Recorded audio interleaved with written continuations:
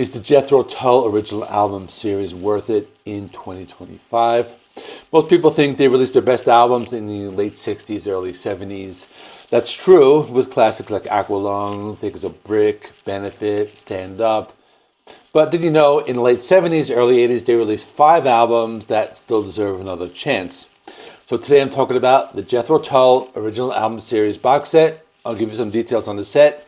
I'll lay out the pros and cons, then I'll review every album, and at the end I will rank them from worst to best. If you're new here, my name is John. You might know me from my other channel, JC Rock and Metal Reviews. When I first started my channel, I did a lot of content related to physical media, but since then I have shifted my content to focus more on music reviews and new releases. So I thought it would be a good idea to create an entirely new channel dedicated to physical media. I will be reviewing different box sets, CDs, and vinyls that I have in my collection. So if it sounds like something you would like, please subscribe. Let me first give you some information on the box set. It was released in 2014 through Warner, part of their original album series box sets. It includes 5 albums, which are Songs from the Wood from 1977, Heavy Horses from 1978, Stormwatch from 1979, A from 1980, The Broadsword and the Beast from 1982. The box set is convenient, but it's targeted to casual collectors and maybe younger fans who are not familiar with the band. It's not for audiophiles, and let me explain why. The packaging is very simple. It includes one box with the cardboard sleeves like this, and they resemble vinyl records. The CD is the original recording. They're not remasters. There's no booklets. There's no inserts. They don't have any bonus tracks or rarities. They're just CDs with a simple cardboard sleeve. On the other hand, if you're looking to build a CD collection, if you're young, you get 5 albums for the price of about 1 vinyl album. So despite the simple packaging, sound quality is very good and they sound like original recordings. Now I will be reviewing all the albums one by one, and later I will rank 5 albums from worst to best. Songs from the Wood is the 10th studio album by Jethro Tull, was released on February 11th, 1977. Also considered to be the first album in a series of what was called the folk rock trilogy. All 3 albums are included in this set. Songs are about nature, rural life, British mythology. Ian Anderson was inspired to write the songs after moving to the countryside. One of those albums I discovered later on. When I was growing up, I discovered Jethro Tull through Aqualung, and that was one of my favorite albums when I was younger. But I had never listened to this album before. I just discovered this one maybe a few years ago.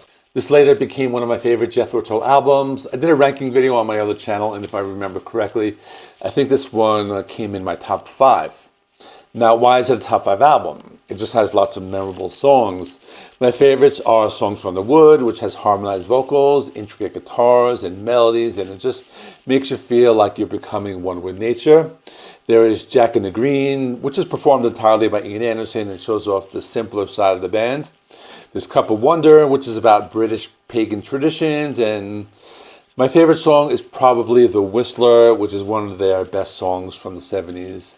It's also part of a subgenre called progressive folk rock. Now the next album may be similar, but it has some hidden gems. Heavy Horses is the 11th studio album released on April 10th, 1978, the second in the folk rock trilogy. This one's a little different. The songs are about country living. The album and title track were dedicated to the working horses of Britain. Another album that can be considered to be progressive folk, but also considered to be slightly darker than Songs from the Wood. This is another one I discovered later on. I first heard it around the same time as I heard Song from the Wood. Another album I ranked fairly high in their discography. This one has some memorable songs such as And the Mouse Never Sleeps, which has some awesome flute playing by Ian Anderson. Acres Wild shows off their folk rock sound. No Lullaby has a harder rocking sound that shows off the guitar playing of Martin Barre. Rover is more of a prog rock track, has some awesome guitar playing by Martin Barre again, and the title track's a classic with a catchy chorus and melody. Overall, the album is great. It has a nice replay value, and I like it a lot. And the next album is part of the folk rock trilogy, but I believe it should be in a category of its own. So let me get into it. Next, I have Stormwatch. This is the 12th studio album released on September 14, 1979. Considered to be the last of the folk rock trilogy, but in all honesty, I feel it deserves to be in its own separate category. Now granted, there's still some similar concepts between the first three albums. For example, this one is about environmental concerns and climate change. It was inspired by some property that Ian Anderson bought on the Isle of Skye in Scotland. But I feel this is more of a return to their progressive rock sound and also a little darker than the previous two albums. One of those albums I got overlooked when it came out. I think it was overshadowed by the previous two albums. I've spoken to other people on my original channel, and they said this one holds up the best of the three. This one might not be my favorite. I can even say maybe I like it as much as the previous two, which I'll get to later, but it has its own place in its discography. The album features North Sea Oil, which has some awesome electric guitar playing by Martin Barre. There's also Orion, which showcases their progressive rock sound. There's Dark Ages, probably one of the longer and heavier tracks, and return to that progressive rock sound. And there are some things on the move, which has more of a straightforward rock sound and some awesome guitar playing. Now, the next two albums are going to be more transitional albums, as it was the 80s, but they had to adapt. Let's talk about them. Next album is kind of weird. It's called A. It's their 13th album, was released on August 29, 1980. Originally intended to be an Ian Anderson solo project, but the record label Chrysalis said they wanted it under the Jethro Tull name. The reason it's called A is because the tapes were labeled with the letter A for Anderson, and also has a big lineup change because the keyboardist John Evan and Dee Palmer left the band. John Glasscock passed away the previous year, and drummer Barry Barlow left the band. So the only members who were still there were Ian Anderson and Martin Barre. It's a strange album. Some people didn't like it as they adapted the sound to the 80s. It has more of an electronic sound. There's a lot more synthesizers, but Ian Anderson still plays the flute, and there are some folk influences on the songs as well. I gave it another listen in preparation for this video. I'm starting to like it because the synthesizers kind of give it a progressive rock sound as opposed to just that 80s new wave sound. The album did pretty well. It reached 25 in the UK and 30 in the US, Billboard 200. Some fans didn't like the change in sound, but others appreciated the fact that they're willing to experiment. The most popular song is Crossfire. It's more of an energetic rocker, but it still has those synthesizer sounds. There's Black Sunday, which is a little longer, a little more atmospheric with a darker mood. There's Protect and Survive, about the Cold War and the ongoing threat of nuclear war. There's Pine Martin's Jig, which showed off more of that folk sound they were famous for. In the end, it's an important album in their musical journey, although I've always preferred some of the other ones. The next album I have is one I remember from my childhood because my older brother had it on cassette when it came out. The last one I'm going to talk about is Broadsword and the Beast. This is their 14th studio album, released on April 10th, 1982. The album still has some of those 80s synthesizer sounds, but in this one they're bringing back a little bit of that folk music they had in the 70s. So it's kind of a unique album. You have the acoustic guitars on the one hand, the electronic sound on the other. The lyrics on the album are about medieval fantasy and mythology, and some songs have more contemporary lyrics. One of those albums I remember when I was a kid. I know I keep saying that, but I remember listening to this album, and I remember listening to Aqualung, so this one brings back memories. Over the years, I learned to appreciate this one, and there's still a few other albums by Jethro Tull I like better than this, but this one's pretty good. The album is divided into two sides, where you can see here and here. The first side is Beastie, and it has the track Beastie, which I like a lot. That has some synth. Clasp features some of Ian Anderson's flute playing. Falling on Hard Times is more straightforward rock, and Flying Colors is a piano-based ballad.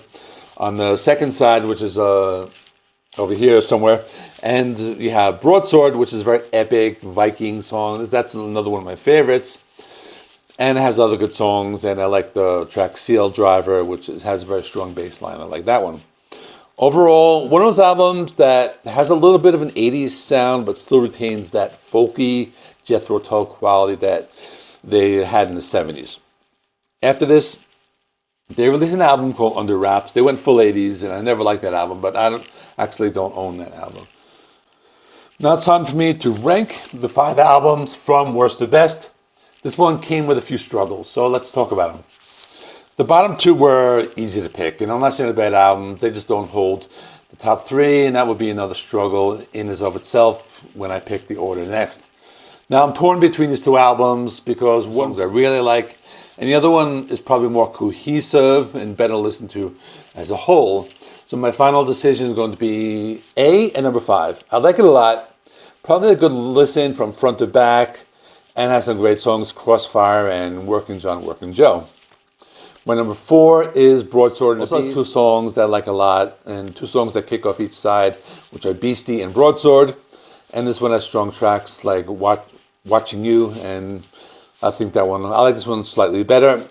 Now, the next 3 albums are almost tied, so let's see where I put them. So my 3 is going to be the Folk Rock Trilogy, which include the following albums, and these are in chronological order: Songs from the Wood, Heavy Horses, Stormwatch. Now my dilemma is going to be which order to put them. So take, for example, Stormwatch.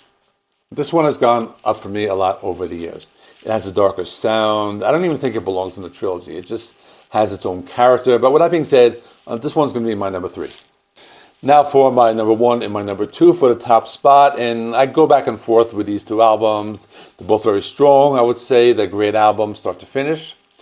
Songs from the Wood is a near perfect album. It includes The Whistler, one of my favorite songs.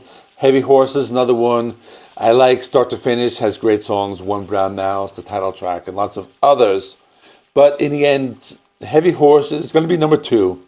It's just great. Everything's solid, has a nice flow, but it just lacks that certain something to keep it out of the top spot, which is why I put Songs from the Wood in number 1. It's just great, start to finish. Every song's good. It makes you feel like you're in nature. It's enjoyable, even like the Christmas song, Ring Out Solstice Bells.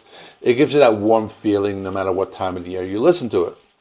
So, in conclusion, I think the box set is definitely worth it to own in your collection.